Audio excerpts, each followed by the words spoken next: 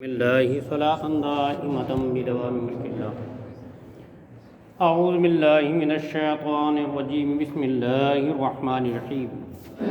أم حسبتم أن تدخلوا الجنة ولما يأتكم مثل الذين خلوا من قبلكم مستهم البأساء والضراء وزلزلوا حتى يقول الرسول والذين آمنوا معه متى نصر الله ألا إن نصر الله قريب.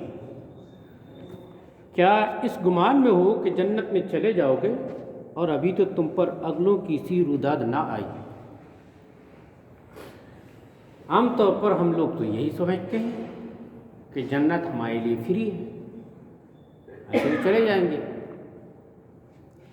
ہے نا؟ اور اسی امید پہ ہم لوگ کچھ کر نہیں رہے ہیں. وہ فیوز ہو گیا ہے، فیوز نہیں ہوا، وہ بارہ کو کہنے لگی فیوز نہیں ہوا، صبح سدھار لیجیے گا. کیا اس گمان میں ہو کہ جنت میں چلے جاؤ گے اور ابھی تم پر اگلوں کی سی روداد نہ آئی؟ عام خیال یہ اس زمانے کی بات تھی، اور ہم لوگوں کا بھی قریب قریب یہی خیال ہے. ہمارے شعراء بڑی بڑی محفلیں ہم سجاتے ہیں 8 لاکھ روپیہ خرچ کر کے، ہے نا، 50 ہزار دے کے ہم شاعر اور مقرر بلاتے ہیں. وہ سیدھے لوگوں کو کہتے ہیں میرے سنی جنتی بھائیوں. اب سیدھا جنتی ہم ہو ہی گئے تو کیا کچھ کرنے کی ضرورت ہے؟ فری میں ہم 50 ہزار روپیہ دے کے مجمع کے مجمع پوری پلٹن کی پلٹن جنتی بن جاتے ہیں، ہے نا. شاعر کہتا ہے دوزخ میں تو کیا میرا سایہ نہ جائے گا کیونکہ رسول پاک سے دیکھا نہ جائے گا، ایسا کہتے ہیں. بے وقوف کو پتہ نہیں جنت بھی جانے کا ارادہ ہے کہ نہیں ہے. جنت جو آپ جائیں گے نا، میدان محشر میں جو قیام ہوگا اس کا انداز یہ ہوگا کہ پل صراط پار کرنا ہے، پھر آپ کو جنت جانا ہے، کیونکہ جنت اس پار ہے اور اس سے پہلے جہنم ہے، اور پل صراط جہنم کے اوپر سے ہے. اور پل صراط کتنا ہے؟ تلوار کی جیسی راہ ہے، تلوار کی دھار کی طرح، اور وہ چھوٹی سی نہیں، تیز گھوڑے کی رفتار سے 500 برس کی راہ ہے. جہنم کسی چھوٹے سے گھر کا نام نہیں ہے، بہت بڑا ہے. تبھی تو آدم کی اولادوں میں کتنے جنت میں جائیں گے، کتنے جہنم میں، معلوم ہے؟ قیامت کے دن اللہ تبارک و تعالیٰ کا سب سے پہلا حکم آدم کو آئے گا، آدم اپنی اولادوں میں جنتی اور جہنمی الگ الگ کرو. عرض کریں گے پروردگار کیسے، کتنوں میں سے کتنا؟ حکم ہوگا 1000 میں سے 999 جہنم میں پھینکنے کے لیے اور ایک جنت کے لیے چھانٹ لو. کتنا؟ ہاں، تو 999,000 میں 999 جہنم میں جائیں گے، ایک ہی جنت میں. اور ہم پلٹن کے پلٹن جنتی بنائے پڑے ہیں نا. ہم اپنے آپ کو سمجھتے ہیں کہ سیدھا ہم تو مرے اور جنت میں گئے. امید لگانا اچھی بات ہے، لیکن یہ گارنٹی کر لینا کہ ہم سیدھے جنتی ہی ہیں، یہ یہود و نصارہ کا طریقہ ہے. پہلے اس سے بات گزر چکی ہے. یہود کہتے تھے نصارہ کو کچھ نہیں، یا عیسائی کہتے تھے یہود کچھ نہیں، ہم سیدھے جنت میں جائیں گے. یہود کہتے تھے نہیں، جنت تو ہمارے لیے پکی ہے. یہ خیال مسلمانوں میں بھی پنپ گیا. امید لگانا ضروری بھی ہے، لیکن یہ خطرہ بھی رہنا چاہیے، پتہ نہیں کون سے عمل کو جیسے جہنم میں پھینک دیا جاؤں. حضرت عمر رضی اللہ تعالیٰ عنہ سے ایمان سیکھیے. حضرت عمر رضی اللہ تعالیٰ عنہ فرماتے ہیں کہ اگر اللہ کی جانب سے یہ اعلان ہو جائے کہ زمین پہ جتنے بسنے والے ہیں سب جنتی ہیں اور صرف ایک ہی جہنمی ہے، عمر کہتے ہیں مجھے ڈر لگے گا کہ کہیں وہ ایک میں نہ ہو جاؤں. اتنا خوف ہونا چاہیے. اور فرماتے ہیں اگر اللہ کی جانب سے یہ اعلان ہو جائے کہ زمین میں جتنے ہیں سب جنتی ہیں، سب جہنمی ہے، صرف ایک جنتی ہے، حضرت عمر کہتے ہیں مجھے امید ہے گی کہ وہ ایک میں ہی ہوں. یعنی ایسی امید ہونا جب ساری دنیا کی امید کٹ جائے تب ہماری امید باقی رہے، یہ ایمان ہے. اور ایسا خوف ہونا کہ سب پوری دنیا بے خوف ہو جائے پھر بھی ہم کو خوف لائق رہے، تب ہم ایمان میں ہوں گے کامل. سمجھ گئے؟ یہ ہے حضرت عمر کا طریقہ. یہ ایمان ہم کو سکھا رہے ہیں، ایسا ایمان ہونا چاہیے.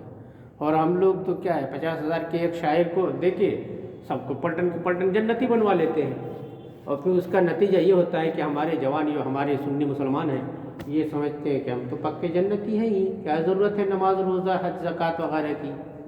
ہے نا، پھر تو ہم جنتی ہیں، تو پھر انگرا موت رہے ہیں، آگ موت رہے ہیں نا، جو چاہے کریں، ہم تو جنتی ہیں ہی۔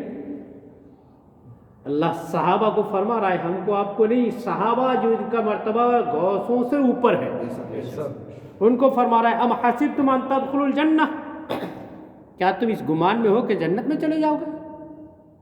صحابہ کو فرما رہا ہے، ہم آپ کون سی گنتی میں ہیں؟ اللہ ان سے فرما رہا ہے کیا تم اس گمان میں ہو کہ جنت میں چلے جاؤ گے حالانکہ ابھی تم پر اگلوں کی سی روداد نہ آئی، یعنی جیسی سختیاں پچھلی امتوں پر گزری تم پر ابھی نہیں آئی، جیسی آزمائشوں سے ان کو گزرنا پڑا ابھی تمہارے اوپر وہ آزمائشیں نہیں آئی، اور تم سمجھتے ہو جنت سیدھے حاصل کر لو گے۔ اصل میں ہوا اس وقت کہ غزوہ احزاب میں، غزوہ احزاب کا ایک دوسرا نام ہمارے ہندوستانی سماج میں رائج ہے، جانتے ہیں کیا نام ہے؟ جنگ خندق، ہے نا؟ حاجی صاحب لوگ جانتے ہیں، مدینہ منورہ میں دو طرف سے گڈھے کھدے ہوئے ہیں، خندق ہے، اب تو ٹوٹ گیا ہے، تھوڑا سا نشان رہ گیا ہے۔ اس مرتبہ ایسا ہوا تھا کہ مسلمان بہت تھوڑے سے تھے، 1500-1400 صحابہ تھے میدان ملائی، اور 10,000 کا لشکر پورے عرب قبائل مل کے حملہ آور ہوئے تھے مدینہ کے اوپر چڑھائی کرتے ہوئے۔ سخت سردی کا موسم تھا، مسلمانوں کے پاس کھانے پینے تک کو نہیں تھا، 3 دن 5 دن 7 دن تک بھوکے رہتے تھے لوگ۔ اس حالت میں یہ جنگ مسلط کی گئی تھی مسلمانوں کے اوپر، نہایت سختی کا عالم تھا، اور اس سختی میں گڈھے کھودنے کا کام، پھر میدان میں ڈٹے رہنے کا کام کہ کفار کسی طرف ڈھیل ملے گا تو یہ حملہ کر کے گھس جائیں گے مدینے میں، ان کو باہر روکنا بھی ہے، تو اپنے گھر بھی نہیں جا سکتے تھے، شہر سے لگے ہوئے ہیں، میدان میں ڈٹے ہیں، سخت ٹھنڈک، بھوک پیاس، اوپر سے ہوائیں چلنے لگی، بادل چھا گئے، سرد ہوائیں، سیت لہر اوپر سے آ گئی، تو لوگوں نے بڑی سختی کی شکایت کی، یا رسول اللہ اب بہت ہو گیا، بہت برداشت کر لیا، کتنا برداشت کریں، سمجھ گئے؟ اس کے جواب میں یہ آیت نازل ہوئی، اور صبر کی تلقین کی گئی۔ اللہ فرما رہا ہے صبر کرو، بتایا گیا کہ خدا کی راہ میں تکلیفیں برداشت کرنا پرانے زمانے سے اللہ کے محبوب بندوں کا معمول رہا ہے۔ ہاں، تم کو میں پسند کرتا ہوں اس لیے آزمائشوں میں ڈالتا ہوں۔ ایک چیز یہاں پہ اور بھی سمجھنے کی ہے، ایگزام کس کا لیا جاتا ہے؟ جس کو کوئی ڈگری دینا ہوتی ہے، کسی کو ڈگری نہیں لینا ہے تو کہے کا ایگزام دینا ہے نا؟ تو اگر اللہ کی جانب سے ایگزام لیا جاتا ہے، امتحان لیا جاتا ہے، تو خوش ہونا چاہیے کہ چلو اللہ مجھے کچھ دینا چاہتا ہے اس لیے امتحان لے رہا ہے، ورنہ کسی کو کچھ دینا ہی نہیں ہو تو کہے کا امتحان لے گا، ہے نا؟ ہمارے شہر میں 4.5 لاکھ لوگ گھومتے پھرتے ہیں، سب کو پکڑ کے لے جا کے ایگزام ہال میں بٹھاتے ہیں کیا؟ جن کو ڈگری لینا ہوتا ہے ان سے ایگزام لیا جاتا ہے، اور جن کو کچھ دینا ہی نہیں ہے ان کا کائے کا ایگزام ہے؟ اللہ پاک اپنے بندوں میں سے اگر کسی کا امتحان لیتا ہے تو اس کا مطلب ہے کہ وہ کچھ دینا چاہتا ہے نا؟ تو رزلٹ کی امید لگائے، امتحان دیتے جائیے، رزلٹ ہمارا رب ہم کو دے گا، ہے نا؟ یہ کرنا چاہیے نا۔ اب ہم کو امتحان ذرا سا پیش آیا، ارے یہ تو بڑا سخت امتحان ہے، اور یہ وہ میدان چھوڑ کے بھگ جائیں گے تو کیا ڈگری لے پائیں گے؟ کبھی ہم کبھی نہیں مل پائے گا۔ اور ہم تو اتنا بڑا پد چاہتے ہیں کہ جنت مل جائے ہم کو، یہ خواہش ہے نا۔ اب جنت جیسے اتنی بڑی ڈگری چاہ رہے ہیں آپ، تو امتحان بھی تو ویسے ہی ہوگا نا۔ ایسا ہو سکتا ہے کہ 5ویں کا ایگزام دے کر کے کسی کو کلکٹر بنا دیا جائے؟ جیسی ڈگری ہوگی، جیسی پد ہوگی نا، ویسے ہی ایگزام بھی ہوگا۔ تو ہمارا امتحان اگر سخت ہوتا ہے تو خوش ہونا چاہیے کہ اللہ پاک ہم کو بڑا مرتبہ دینا چاہتا ہے، سمجھ گئے؟ یہ ہے امتحان کا مطلب۔ یہ بات اللہ تعالیٰ ان صحابہ کو فرما رہا ہے کہ پچھلی امتوں کے اوپر تو بڑی سختیاں کی گئی ہیں، بہت برداشت کیا ان لوگوں نے، صبر کیا، تم کو بھی میں انعام دینا چاہتا ہوں تو امتحان میں ڈالا ہوں، برداشت کرو، صبر کرو۔ اب جب یہ بات آئی خوش ہو گئے۔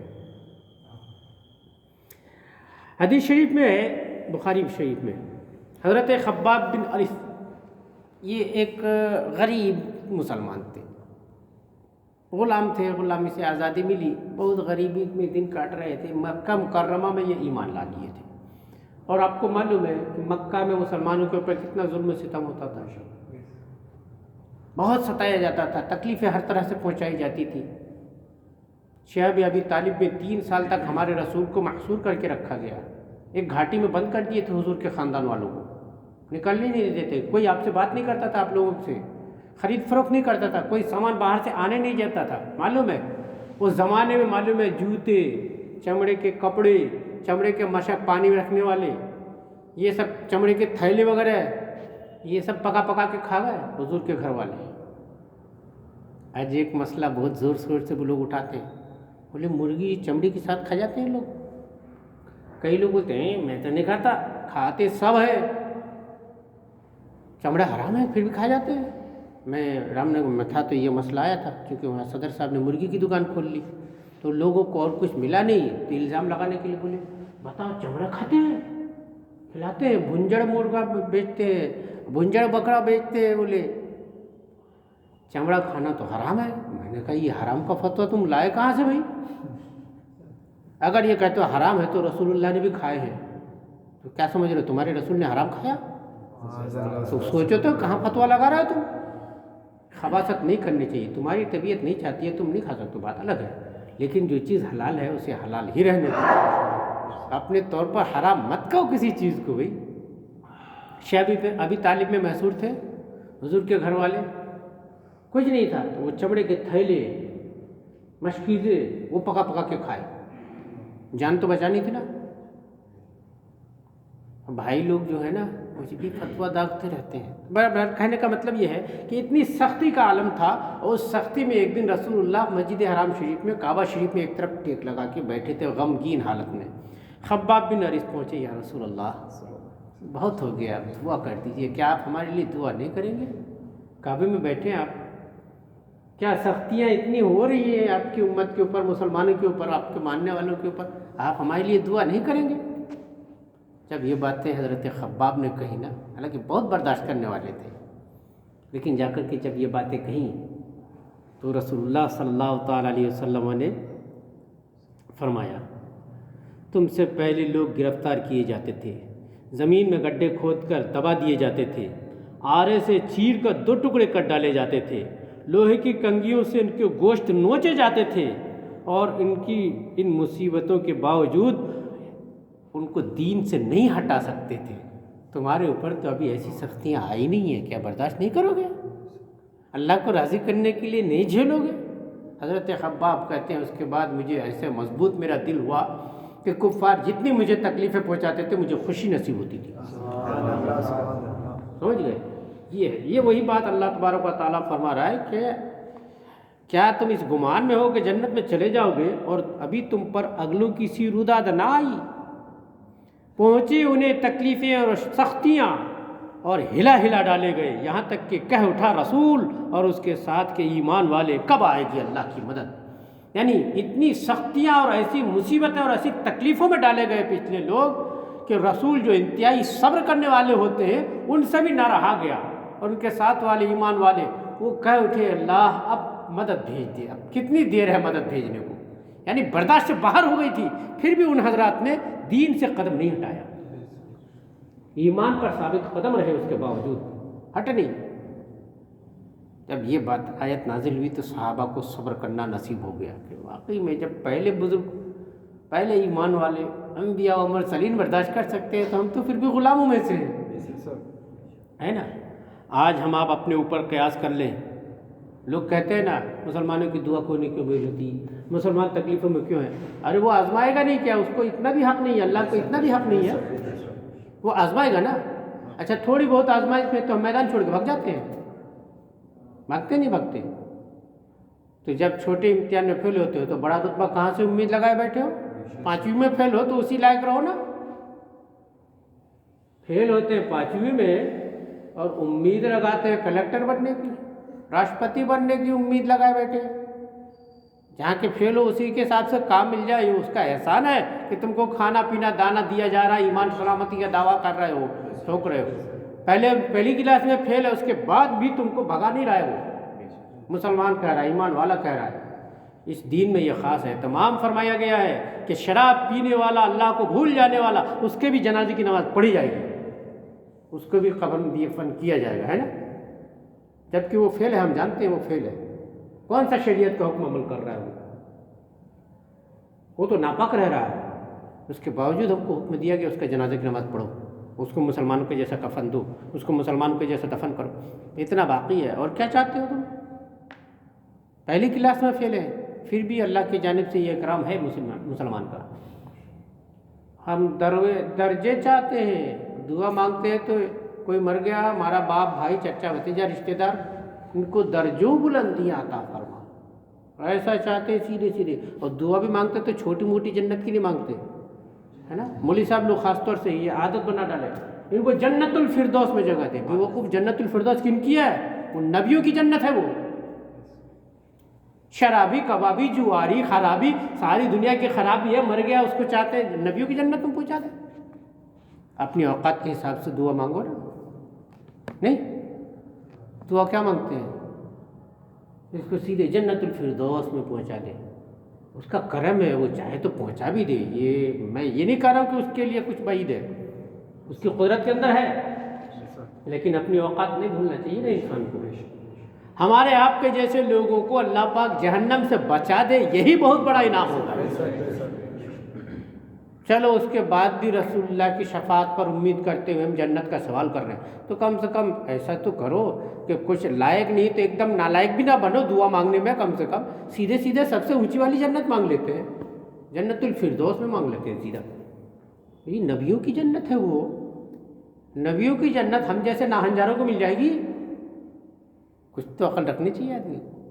اب یہاں پہ ایک بات آتی ہے، ہمارے آقا کریم صلی اللہ تعالیٰ علیہ وسلم نے بعض صحابہ کرام کو حکم فرمایا کہ اللہ سے جنت الفردوس کا سوال کیا کرو. سمجھ گئے؟ حضور نے صحابہ کو یہ بات بتایا کہ جنت الفردوس کا سوال کیا کرو. یہ ان کا کرم ہے. اور وہ جن صحابہ کو اپنے دوستوں کو چاہتے ہیں، جو دوست ان کا ساتھ زندگی بھر دیے، کیا وہ اپنے ساتھ جنت میں لے جانا نہیں چاہیں گے؟ نہیں چاہیں گے؟ کیا وہ چاہیں گے کہ بلال باہر رہے، خباب بن انس کہیں اور رہے، ابو بکر کہیں اور رہے، عمر کہیں اور رہے؟ حضور یہ چاہیں گے کیا؟ ابو بکر عمر تو وہ ہیں کہ حضور نے وفات کے بعد بھی اپنی قبر میں ان کو جگہ دی، اپنے حجرے میں جگہ دی نا. تو ان کو جنت میں اپنے ساتھ نہیں رکھنا چاہیے. ان حضرات کو حکم فرمایا کہ جنت الفردوس مانگا کرو. کیوں معلوم ہے؟ اس لیے کہ میں تو رہوں گا ہی رہوں گا اس فردوس میں، تم دور نہ چلے جانا، پاس میں رہنے کے.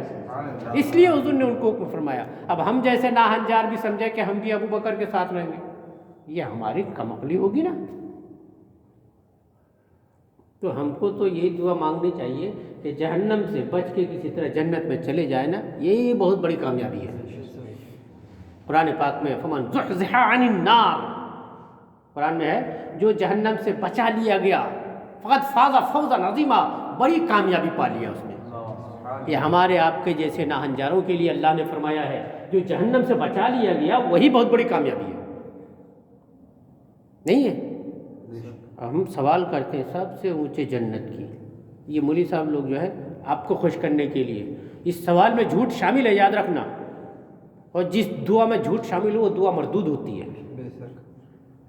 آپ کے مرحومین کے لیے، آپ کو خوش کرنے کے لیے مولوی صاحب دعا مانگتے ہیں، یا اللہ ان کو جنت الفردوس میں، وہ بھی خالی جنت الفردوس میں کیا بولتے ہیں اور بھی لگا دیتے ہیں، جنت الفردوس میں اعلیٰ سے اعلیٰ مقام، یعنی نبیوں سے بھی اوپر پہنچاتے ہیں. یہ گلا بندی نہیں تو اور کیا ہے؟ بیوقوفی کی کوئی حد ہے؟ اور ہم خوش ہوتے ہیں چلو ہمارے باپ کے لیے اتنی بڑی دعا مانگ لیا انہوں نے، خالی جنت الفردوس میں نہیں، اس سے بھی اعلیٰ. اب اس سے اعلیٰ کیا ہے؟ سب جنتوں میں سب سے اعلیٰ جنت الفردوس ہے. جنت الفردوس نبیوں کی جنت ہے. اب اس میں بھی اعلیٰ مقام بتا ہے، تو اعلیٰ مطلب نبیوں سے بھی اوپر جانے کا ارادہ ہے کیا؟ کچھ تو حد پہچانو اپنی بھائی، اپنی اوقات کو تو خیال میں رکھو. ہمارے آپ کے جیسے گناہگار جہنم سے بچ جائے نا، یہی بہت بڑی کامیابی ہے. اللہ، وہ حضرات ایسی تکلیفیں، ایسی شدتیں پہنچائی گئی کہ وہ ہلا ہلا ڈالے گئے، یعنی جھنجھوڑ کے تکلیفیں پہنچائی گئی، اور اس کے باوجود برداشت نہیں کر سکے. جبکہ رسول انتہائی صبر کرنے والے ہوتے ہیں، برداشت نہیں کر سکے. انہوں نے کہہ دیا اللہ کی مدد کی جلدی میں، متی نصر اللہ، کب آئے گی اللہ کی مدد؟ یعنی رسول سے بھی نہ رہا گیا. جب اتنا سختی کی گئی، رسول سے بھی نہیں رہا گیا، تب انہوں نے کہہ دیا کب آئے گی اللہ کی مدد؟ اب بہت ہو گئی ہے نا. اس وقت جا کے انہوں نے کہا اللہ نے فرمایا الا ان نصر اللہ قریب، خبردار اللہ کی مدد قریب ہی ہے. سمجھ گئے؟ تو یہ ایک بات عرض کرنی تھی جو میں نے کر دی. اللہ نے صحابہ کو کہا، کن کو؟ صحابہ کو کہا. وہ صحابہ جو 15 دن بھوکے پیاسے کھڑے میدان جنگ میں، 15 دن سے سرکار کے ساتھ کھڑے ہیں. اچھا احد میں کتنے دن گھیر کے کھڑے تھے؟ 12-13 دن تو گڈھا خندق کھودنے میں لگ گیا تھا، 15 دن وہ گھیر کے کھڑے تھے. یعنی یہ سمجھے کہ 1 مہینہ ان حضرات کو سخت سردی کے موسم میں بھوکے پیاسے میدان جہاد میں کھڑے رہے یہ حضرات. سمجھ گئے؟ اس کے بعد ان کو اللہ فرما رہا ہے کہ کیا تم سمجھ رہے ہو کہ ایسی جنت میں چلے جاؤ گے؟ ابھی تم پر پہلے کسی مصیبتیں نہیں آئی، ابھی ویسے آزمائشی میں نہیں ڈالے گئے. ہمارا کیا حال ہوگا اگر اس ترازو میں ہم اپنے آپ کو تولے تو کہیں نہیں پاتے اپنے آپ کو. دین کے لیے کون سی سختی جھیلے ہم نے؟ وضو کرنے میں ٹھنڈا پانی لگا تو گیزر لگا دیے، گرم موسم میں نماز پڑھنے میں تکلیف پسینہ آیا تو ہم نے اے سی لگا لیا. اللہ کے لیے کون سی تکلیف دین کے لیے ہم نے جھیلے؟ ہے کیا آپ کو کچھ یاد ہے کہ ہم نے دین کے لیے کوئی تکلیف پریشانی اٹھائی؟ ہم کو تو عیش کا سامان دیا گیا، اس کے باوجود ہم ڈھنگ سے نماز نہیں پڑھتے، ہے نا؟ مغرب کی نماز میں 35 لوگ، عشاء میں جا کر کے 22 ہو جاتے ہیں، فجر میں جا کے 2 ہو جاتے ہیں، 5 ہو جاتے ہیں. یہ تو ہمارا عالم ہے، دین کی طرف ہماری توجہ کا یہ تو ہمارا عالم ہے. اور اوپر سے امید کیا؟ سب سے اونچی والی جنت چاہیے، جنت الفردوس چاہیے، اور اس میں بھی اعلیٰ چاہیے. حد پہچاننا چاہیے، اپنی اوقات میں ہمیشہ انسان کو رہنا چاہیے، اپنی اوقات کبھی نہیں بھولنا چاہیے. ہم آپ جیسے لوگوں کو جہنم سے آزادی مل جائے، یہی اتنا بڑا انعام ہوگا کہ ہم اسی کے لائق نہیں ہیں. پھر بھی اس کے کرم کی بات ہوگی کہ ہم آزاد ہو جائیں جہنم سے، جہنم سے بچ جائیں، یہی بہت بڑا انعام ہوگا. سمجھ گئے؟ تو اتنا اونچا بھی خیال نہیں اڑانا چاہیے، خیالی پلاؤ پکانا ہو جائے گا. پھر اپنی اوقات ہمیشہ یاد رکھنی چاہیے. تو اللہ تبارک و تعالیٰ نے فرمایا، دیکھیے کیا یہ اس مان میں ہو کہ جنت میں ایسے ہی چلے جاؤ گے؟ ابھی تم پر اگلوں کی سی روداد نہ آئی.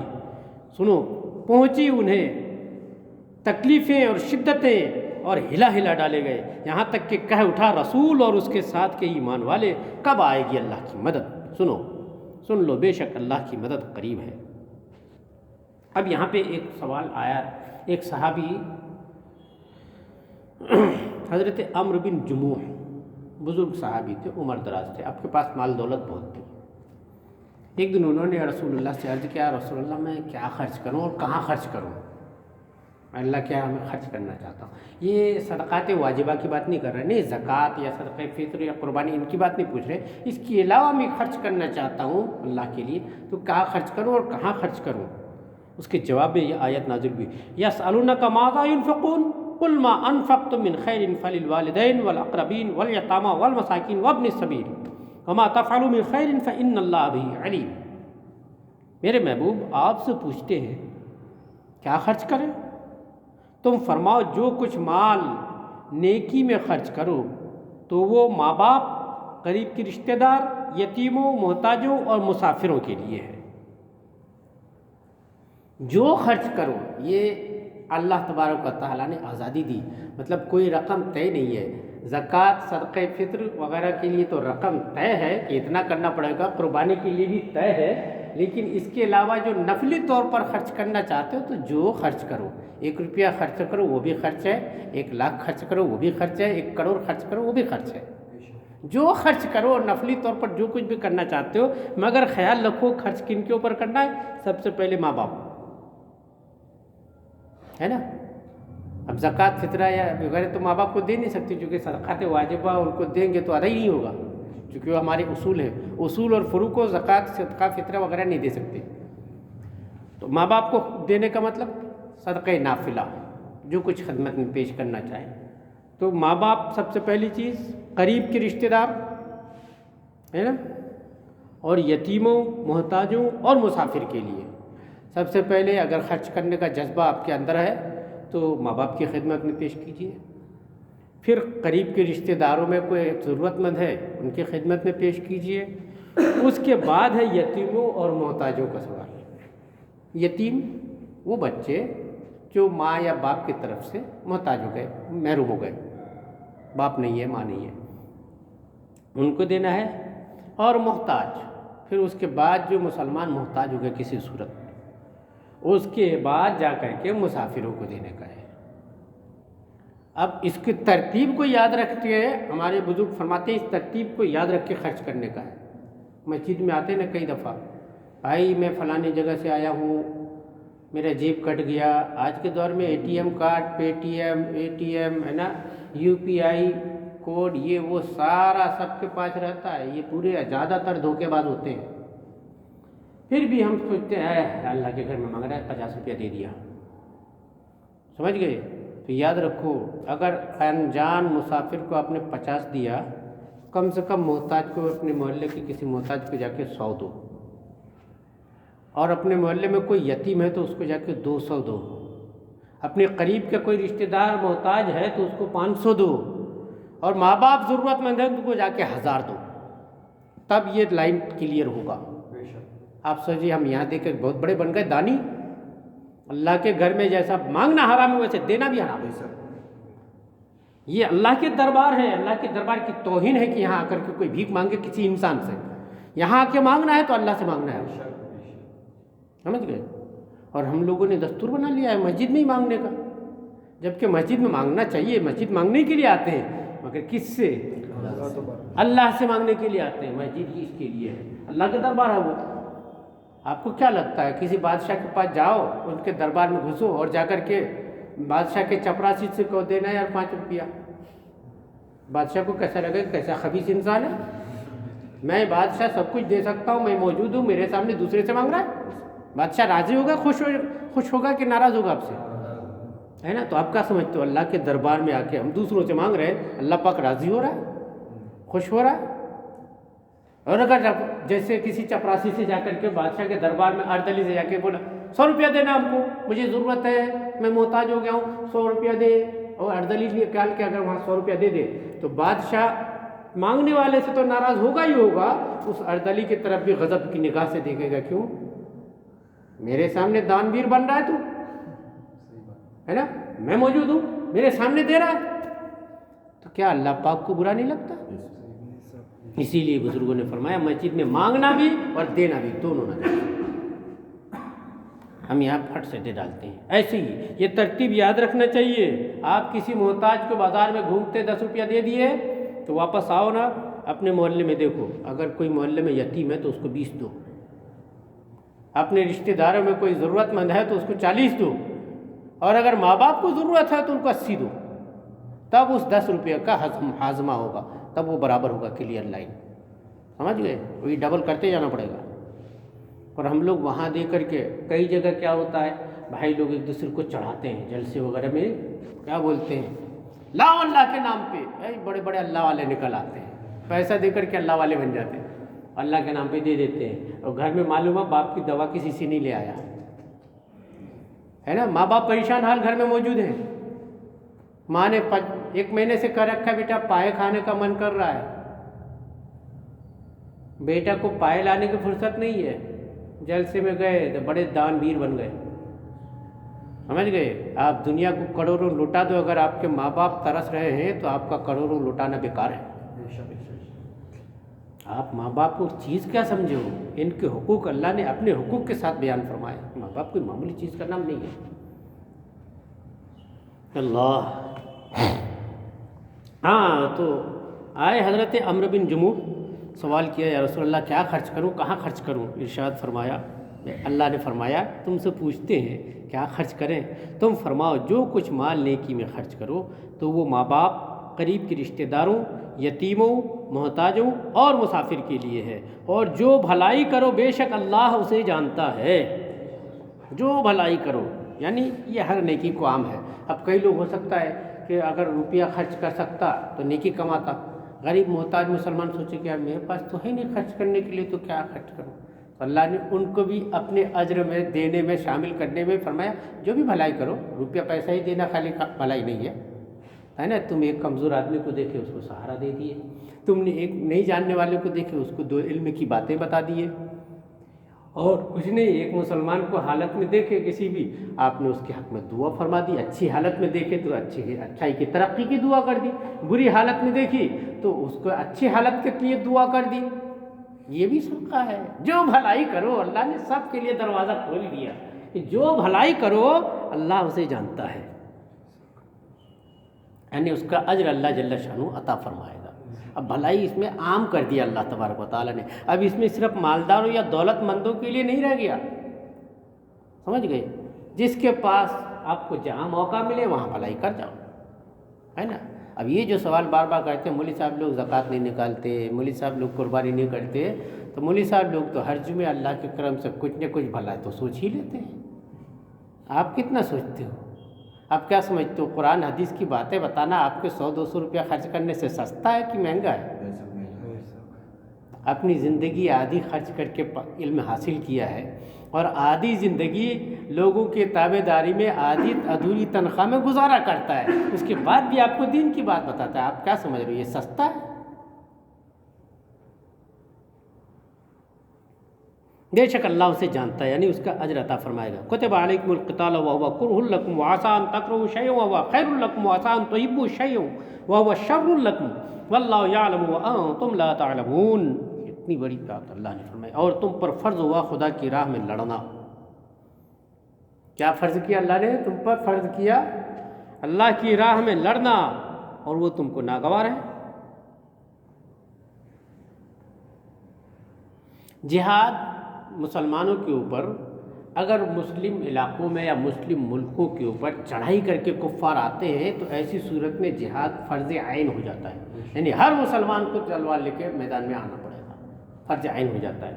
اور عام حالات میں جہاد اعلاء کلمۃ اللہ کے لیے، یعنی اللہ کا کلمہ بلند کرنے کی نیت سے فرض کفایہ ہے، یعنی ہر زمانے میں ایک جماعت کو جہاد کے لیے تیار رہنا چاہیے، یہ فرض کفایہ ہے۔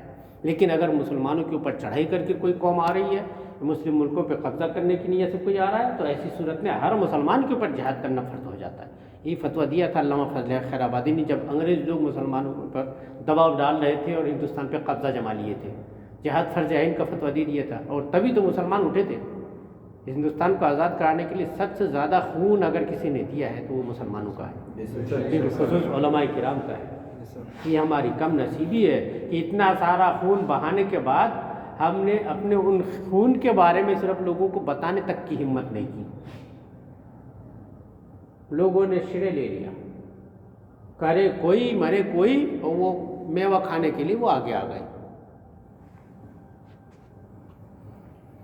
ہاں، تو عام حالات میں جہاد کرنا فرض کفایہ ہے، لیکن جب حالات ناسازگار ہو جائے اسلام کے لیے یا مسلمین کے لیے یا مسلم علاقوں کے لیے، تو ایسی صورت میں جہاد فرض عین ہو جاتا ہے۔ یہاں پھر ایک بات تاکیدی طور پر دھیان رکھیے، جہاد کب فرض ہوتا ہے؟ عام حالات میں فرض کفایہ ہے، یعنی کوئی ایک جماعت کر رہی ہے، ہو گیا۔ باقی مسلمانوں کے اوپر چڑھائی کر کے کوئی آ رہا ہے، مسلم ملک پہ قبضہ کرنا چاہتا ہے، یا مسلمانوں کا جینا دوبھر کر رہا ہے، تو ایسی صورت میں مسلمانوں کے لیے جہاد فرض ہو جاتا ہے، اس کے علاوہ نہیں۔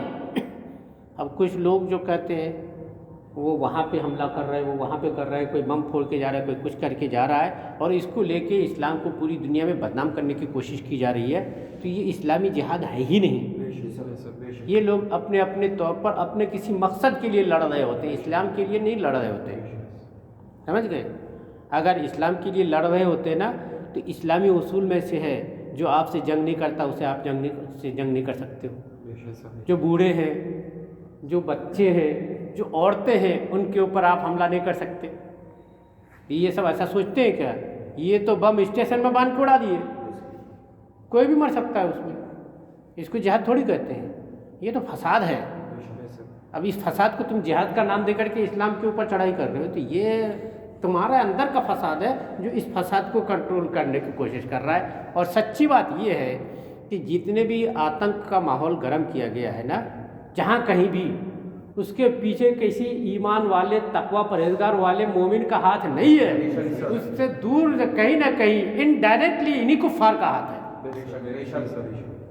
کوئی مسلم جو واقعی میں دین اور اسلام کو سمجھتا ہو اس طرح کے کارروائیوں میں ملوث نہیں ہو سکتا، کیونکہ وہ جانتا ہے کہ اسلام کے خلاف ہے یہ۔ اس سے اسلام کا کوئی فائدہ نہیں، اسلام کا نقصان ہے، اسلام کو بدنام کرنے کا کام ہے یہ مسلمان نہیں کر سکتے۔ ہاں جو کرتے ہیں، جو اس میں ملوث پائے جاتے ہیں، پہلے صف میں وہ زیادہ تر مسلمان نام کے ہوتے ہیں، اس میں عبداللہ، عمر وغیرہ نام ہو سکتے ہیں، تو نام سے کسی کو جسٹیفائی کرنا کہ یہ واقعی میں یہی مسلمان ہے اور یہی اسلام ہے، یہ غلطی ہے۔ ہو سکتا ہے وہ خریدے بیچے گئے لوگ ہوں، ہو سکتا ہے ان کو برین واش کر کے تیار کیا گیا ہو سکتا ہے ان کے پیچھے کسی اور کا ہاتھ ہو سکتا ہے دنیا کی کوئی اور لالچ ہو اس کے پیچھے، ہے نا، بہت سارے مادے ہو سکتے ہیں اس کے پیچھے، اور یہی سب رہتا ہی ہے۔ ورنہ اسلام کے لیے جو لڑے گا تو بے مقصد کہیں بھی جا کے اپنی جان گنوا لے گا کیا؟ جسے آتم گھاتی حملے کرتے ہیں، اسلام میں آتم گھاتی حملے کی اجازت تھوڑی ہے، یہ تو بے مقصد اپنی جان گنوانا ہے، اسلام اس کی اجازت نہیں دیتا۔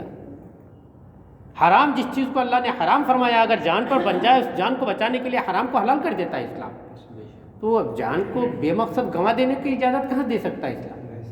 یہ لوگوں نے پلان کر کے اسلام کو بدنام کیا ہے۔ تم پر فرض ہوا خدا کی راہ میں لڑنا اور وہ تمہیں ناگوار ہے، تو قریب ہے کہ کوئی بات تمہیں بری لگے اور وہ تمہارے حق میں بہتر ہو، اور قریب ہے کہ کوئی بات تمہیں پسند آئے اور وہ تمہارے حق میں بری ہو، اور اللہ جانتا ہے تم نہیں جانتے۔ یعنی علم کا مالک تو اللہ ہے، کوئی چیز کا اللہ نے حکم دیا، اب آپ کو برا لگ رہا ہے ایسا کیوں کہہ دیا، تو تمہیں برا لگ سکتا ہے، لیکن ہو سکتا ہے کہ اسی میں بھلائی تمہاری ہے نا۔ اب اس پس منظر میں اللہ کے بہت سارے احکام کو دیکھا جا سکتا ہے۔ آج دنیا والوں نے اسلام کے خلاف پروپیگنڈا چلانے میں، ابھی تھوڑے دنوں پہلے ایک مسئلہ، عورتوں کو طلاق کا اختیار نہیں دیا، مردوں کو اختیار دے دیا، چار نکاح کی اجازت مردوں کو دے دی، عورتوں کو نہیں دی، یہ سب مسئلے پروپیگنڈے چلائے گئے اسلام کو بدنام کرنے کے لیے۔ اس میں کئی مسلمان نام کے لوگ بھی شامل ہیں، میں ان کو صرف نام کا ہی مسلمان کہتا ہوں، حقیقت کے مسلمان نہیں ہو سکتے وہ۔ اب یہ کہتے ہیں ہاں یار، کئی لوگ بولتے تھے یہ صحیح بات ہے، یہ کیوں ایسا اللہ پاک نے کیوں کیا، یہ عالموں نے تو نہیں کر دیا۔ تو اس کا جواب اللہ فرماتا ہے ہو سکتا ہے کوئی چیز تمہیں بری لگے حالانکہ وہ تمہارے لیے بہتر ہو سکتا ہے کہ کوئی چیز تمہیں بھلی لگے اور اللہ کی نظر میں بری ہو۔ اس کی میں 2-4 مثالیں بتا سکتا ہوں، ہزاروں مثالیں ہمارے سماج میں مل سکتی ہے، لیکن 1-2 مثالیں بتاتا ہوں۔ قیامت کی نشانیوں میں سے یہ بات آئی ہے کہ قرب قیامت میں لڑکیوں کی پیدائش بڑھ جائے گی، لڑکوں کی کم ہو جائے گی، یہ ہے نا، اور یہاں تک ہوگی کہ ایک مرد کے حصے میں 50 عورتیں آئیں گی۔ ایسی صورت میں اگر ایک مرد کو ایک ہی عورت کی اجازت دی جائے، دوسری کی اجازت نہ دی جائے، تو باقیوں کا کیا ہوگا؟ سمجھ میں آ رہا ہے آپ کو؟ وہ کیا کریں گی؟ ویشیاوریتی کریں گی، خرافات پھیلائیں گی، آخر انسانی خواہشات تو ان کے اندر بھی ہے۔ تو سماج کو گندگی سے بچانے کے لیے اسلام نے یہ حکم دیا، یہ تھوڑی حکم دیا کہ 4 کرو ہی۔ ایک اور بات بتاتا ہوں، جو 4 شادیوں کی اجازت اللہ تبارک و تعالیٰ نے دی، وہ اجازت نہیں دی، وہ حکم دیا ہے، وہ خاص حالات کے اوپر ہے۔ جنگ احد میں 70 صحابہ کرام شہید ہوئے تھے۔ کتنے شہید ہوئے تھے؟ گنتی تو یاد رکھو، کم سے کم نام یاد نہیں رہے گا۔ 70 صحابہ شہید ہوئے، وہ 70 کے 70 شادی شدہ حضرات تھے، ان کے چھوٹے چھوٹے بچے تھے، ان کی بیویاں تھیں۔ اب یہ معاملہ پیش آیا کہ ان کے بچوں کی پرورش کون کرے گا، کون پالے گا؟ وہ زمانہ ایسا نہیں تھا کہ زکوٰۃ کی رقم یہ کوٹی میں بھر کے دولت رکھی ہے، نکال کے لے جاؤ اور خرچ کرو۔ وہ زمانہ تھا کہ آدمی اپنی صبح کی روٹی کھایا تو شام کو کھائیں گے نہیں کھائیں گے پتہ نہیں ہوتا تھا۔ اب ایسے حالات میں عورت کے اوپر اگر یہ چھوڑ دیا جاتا کہ تم اپنا پیٹ بھی پالو، اپنے بچوں کا بھی پیٹ پالو، کیا کرتی وہ؟ اسلام نے حکم دیا، رسول اللہ نے اعلان عام فرمایا کہ بھئی یہ جو بچے یتیم ہو گئے، جن کے باپ شہید ہو گئے، ان بچوں کو اپنے اپنی پرورش میں لے لو۔ اب معاملہ یہ ہے کہ بچے کو پرورش کرنے لے جائے گا، چھوٹے چھوٹے بچے ہیں، وہ اپنی ماں کے بغیر رہ گئے، تو اب عورت سے دوری بنائے رہو، بچے کو گھر لے آؤ، کیسا کرے گا؟ حکم دیا اللہ نے ایسا نہیں کرو، ماں سے نکاح کر لو، ماں کو بھی لے جاؤ، بچے کو بھی لے جاؤ، بچے کو پالو، ماں کو بھی اپنے استعمال میں لاؤ، اس کو نکاح کر لو، اس کو اپنے گھر میں رکھو۔ اچھا نکاح کر کے ہی کیوں لاؤ؟ باندی بنا کے لا سکتے تھے، نوکرانی بنا کے لا سکتے تھے، جیسے آج کے لوگ سوچ سکتے ہیں۔ اگر نوکرانی بنا کے لاتے، باندی بنا کے لے آتے، انسانی خواہشیں اس عورت کے اندر بھی ہے کہ نہیں ہے؟ یہ اسلام نے احسان فرمایا کہ تم ان کو میاں بیوی کے ساتھ سوتے دیکھو اور تم اکیلے کڑتے رہو، نہیں، تم کو بھی اللہ تبارک و تعالیٰ نے انتظام دیا، تمہارے پرورش کا بھی، تمہارے بچے کے پرورش کا بھی، اور تمہاری خواہش کا بھی، یہ اللہ تبارک و تعالیٰ نے انتظام دیا اور یہ حکم دیا کہ نکاح کر لو۔ یہ خاص موقع اور خاص حالات کے حساب سے اللہ نے حکم دیا۔ یہ اور بات ہے کہ وہ اجازت جو ایک مرتبہ آ گئی وہ باقی رہتی ہے، تو وہ نکاح کرو، فنکحوا کا لفظ آیا ہے، امر کا صیغہ، امر حکم دینے کے لیے ہوتا ہے۔ اللہ نے حکم دیا نکاح کرو، جو عورتیں تم کو پسند آئے، 2 2 3 3 4 4 تک، مگر اس سے حد بندی کر دی، اس سے آگے نہیں بڑھ سکتے۔ 4 تک نکاح کرنے کی اجازت دی، حکم دیا اللہ تبارک و تعالیٰ نے، وہ ایک خاص حالات میں اب حکم دیا تو اجازت ہو گئی، چونکہ اب اس حکم کو اللہ نے منسوخ نہیں کیا تو کوئی نہ کوئی مصلحت ہے کہ اس حکم کو باقی رکھا گیا ہے۔ یہ عام لوگوں کے لیے نہیں ہے کہ بیوی اچھی ہے، خرچہ چل رہا ہے، سب کچھ چل رہا ہے، پھر بھی نکاح کر لو اور 10 10 کر لو، 4 4 کر لو، 5 5 کر لو، یہ عیاشی کرنے کا حکم نہیں ہے۔ یہ تو اللہ تبارک و تعالیٰ نے مملکت کے دنیا کے انتظام کے لیے یہ حکم دیا تھا۔ ہاں، پھر اس کے بعد بھی یہ حکم ہر جگہ ہر حکم پہ لاگو ہے۔ ہو سکتا ہے کہ کوئی چیز تم کو بری لگے اور اللہ کو وہ پسند ہو، اللہ کے نظر میں اچھی ہو سکتا ہے کوئی چیز تم کو بہت پسند آئے لیکن اللہ کے یہاں بری ہو۔ تو معال کار چیزوں کا انجام اللہ جانتا ہے، ہم نہیں جانتے۔ تو وہ اس نے جیسا دنیا بنائی ہے نا ویسے احکام بھی دیے ہیں، سمجھ گئے نا؟ اس میں وہ بھی حکم آ جاتا ہے۔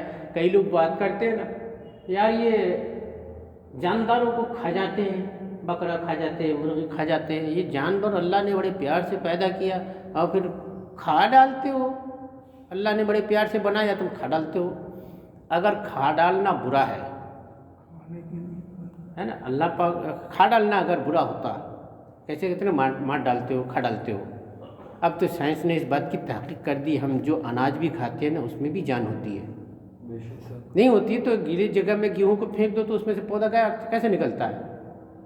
اور وہی گیہوں کچھ دنوں تک پانی میں ڈبا کے رکھ دو، بند کر کے پیک کر کے، ہوا نہیں لگنے تو ہے نا سڑ جاتا ہے، اس کے بعد پھینکو تو نہیں اگتا۔ مطلب جب تک اس میں زندگی تھی، اگنے کی صلاحیت تھی، جب مر گیا تو اب اس میں سے نہیں اگ رہا ہے، تو زندگی ہے نا اس میں۔ ہم اس کو پیس کے کھا جاتے نہیں کھا جاتے؟ ارے میاں روٹی کھانے والے انسانوں، ہم نے تو سال میں 1 بکرا ذبح کیا، تم گیہوں پسوانے جاتے ہو، روز 1000 دانے پسوا ڈالتے ہو یار جان کی، وہاں تم کو جان نظر نہیں آتی؟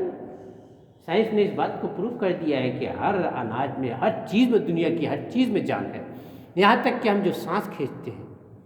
یہ کورونا کیا ہے؟